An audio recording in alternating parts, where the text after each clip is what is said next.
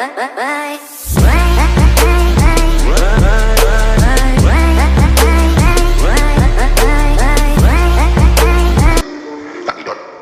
saya cerita dulu ya.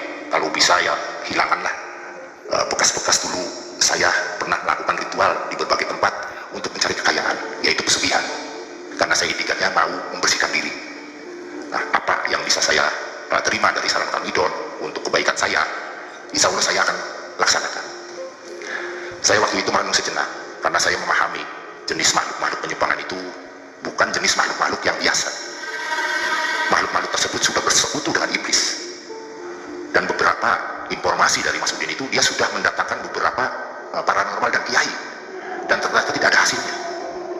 Nah, disinilah mungkin karena Mas Udin ngerasa dekat dengan saya, teman sepermainan, dulu teman suka duka, bahkan seperti saudara. Akhirnya dia menceritakan kronologisnya.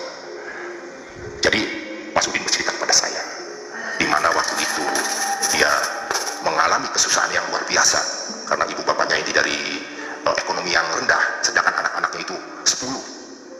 Nah, ada pemikiran dari Mas Udin itu, pemikiran yang ekstrim waktu itu, karena dia juga sempat jualan gorengan, mider gitu, keliling lah. Dia juga sempat jadi supir angkot.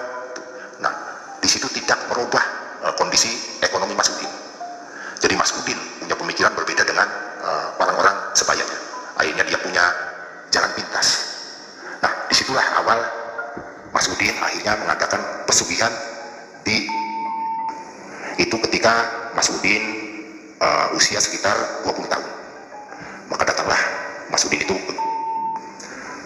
hampir 7 hari dia di sana. Dia sudah menyiapkan persyaratannya berikut makanan apa sesajen yang ada di situ. Kemudian Mas Udin melakukan tirakat di situ sampai dia kelaparan. Karena memang bekal untuk dia ke sana itu uangnya pas-pasan, bahkan itu juga hasil pinjam sama temannya. Karena Mas Udin kelaparan dari ritual tersebut, akhirnya sesajen yang disuguhkan untuk makhluk-makhluk di situ dia makan. Karena saking laparnya dia makan semua. Itu Mas Udin cerita kepada saya. Dan di situ kata Mas Udin, setelah kurang dari dia tetap miskin, tidak berhasil, bahkan utangnya menumpuk. Nah, timbul perasaan istilahnya sih penasaran. Udah apapun saya lakukan semata-mata agar saya merubah kondisi ekonominya. Nah, tidak berlangsung lama, kurang lebih 6 bulan, Mas Udin bercerita lagi, saya coba bekerja keras, apapun pekerjaan saya lakukan, saya mengumpulkan uang untuk modal pesugihan lagi. Maka datanglah setelah terkumpul sejumlah uang sebagai persyaratan dan ongkos, dia berangkat lagi ke Gunung Kawi. Nah, di Gunung Kawi dia sempat di sana mengunjungi kuncennya dan menyerahkan semua persyaratan dan mas kawinnya. Hampir 10 hari dia di sana. Dia yakin dia akan berhasil. Setelah dia ritual semua terpenuhi, dia pulang lagi ke daerahnya. Ternyata tidak ada perubahan. Dia tetap miskin, usaha apapun dia susah. Namun dia tidak putus asa. Dia mencoba mencari pekerjaan lagi untuk melanjutkan pesugihan berikutnya. Maka dia bekerja sebagai kuli bangunan, dia semua lakukan. Maka hasil keringat dia yang istilahnya si banting tulang dengan semangat ingin kaya, terkumpullah sejumlah uang lagi. 1 tahun kemudian dia pergi ke Gunung Ciremai, mendengar kata orang-orang bahwa di sana ada pesugihan. Akhirnya datanglah dia ke Gunung Ciremai.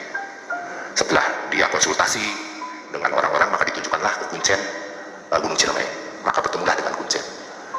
Dari omong, ternyata persyaratan di Gunung Ciremai itu tidak murah. Dia harus menyiapkan uang sejumlah cukup besar, yaitu 10 juta dan 1 ekor kepala kerbau. Sedangkan Mas Udin waktu itu hanya mengumpulkan uang separuhnya, sekitar 5 juta. Ternyata memang ongkos penyumpangan berikut sesajen itu memang tidak bisa ditawar ya. Jadi dengan perasaan yang kecewa, Mas Udin pulang ke Cirebon lagi. Nah, di situ dia bekerja keras lagi, mengumpulkan uang sisa 5 juta. Bagi Mas Udin itu tidak gampang. Dia harus bekerja berbulan-bulan. Akhirnya setengah tahun dia terkumpullah uang 10 juta dan persyaratan kepala kerbau sudah terpenuhi. Maka datanglah dia untuk kedua kalinya ke kuncen di Gunung Ciremai. Setelah menemuin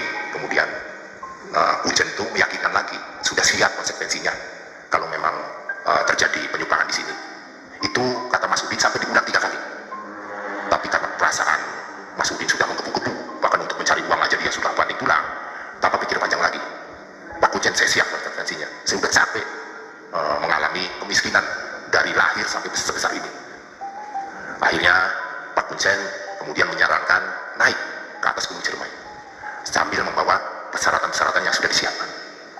Dan cukup jauh sih, karena pendakiannya cukup lumayan, kurang lebih sekitar 2 jam pendakian menuju tempat penyumpangan di Gunung Ciremai.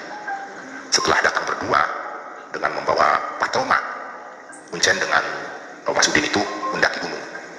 Nah, 2 jam kemudian sampailah dia di tempat di mana memang itu tempat penyumpangan. Nah, di situ ada sebuah altar, yang disebut altar itu ada sebuah batu yang cukup besar, dan batu itu sepertinya peninggalan zaman dulu. Mungkin zaman dulu pernah dilakukan oleh orang-orang sebelumnya. Maka disitulah semua sesajen termasuk kepala kerbau tersebut diletakkan. Berikut beberapa jenis bunga itu diletakkan di sekeliling kepala kerbau tersebut.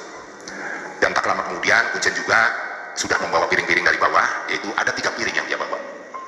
Nah, piring tersebut diletakkanlah di depan altar itu, kemudian diisi air. Nah, disitulah Mas Udin mengadakan ritual dengan Kuncennya. Hampir 3 jam dia ritual, entah apa yang dia baca katanya, kata Mas Udin itu.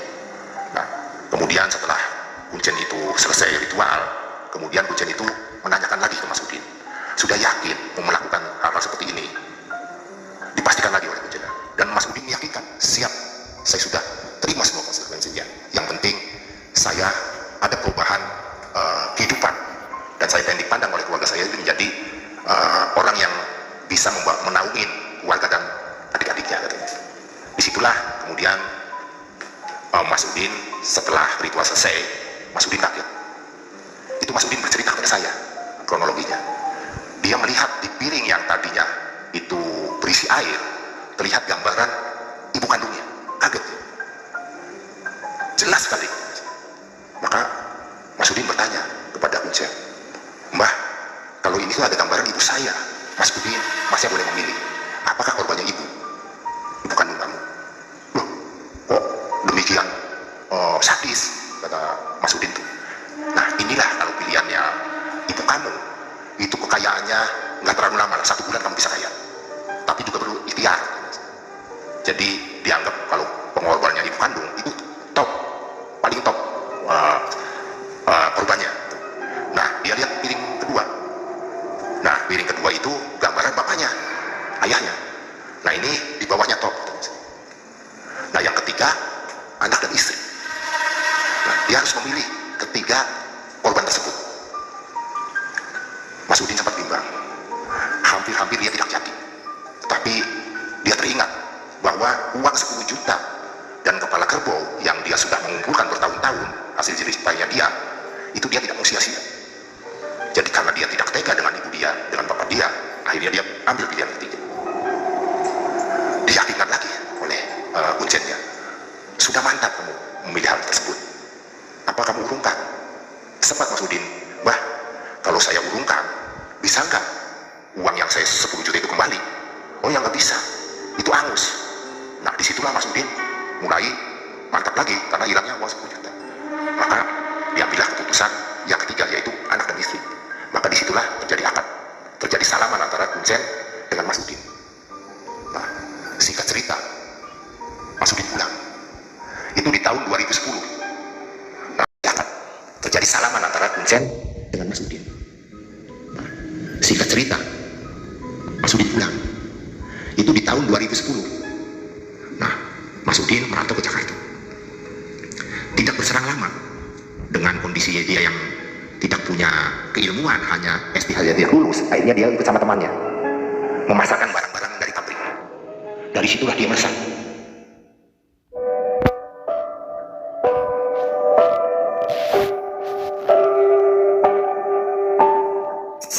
Dari pabrik pertama kemudian dipercaya, pabrik kedua, pabrik ketiga, bahkan pabrik gula yang ada di Kabupaten Cirebon, percaya berapapun gula yang dia buang, semua diterima.